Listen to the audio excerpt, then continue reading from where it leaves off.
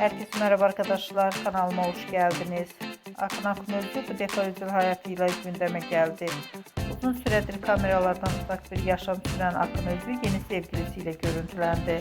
Moda tasarımcısı Melis Uzunoğlu ile bir süredir beraberlik yaşayan başarılı oyuncu beraberliğini ilk kez ilan etti ve özel hayatınızda yeni bir değişiklik var mı diye soran muhabirlere demek ki bir değişiklik varmış diyerek Uzunoğlu'nu işaret etti.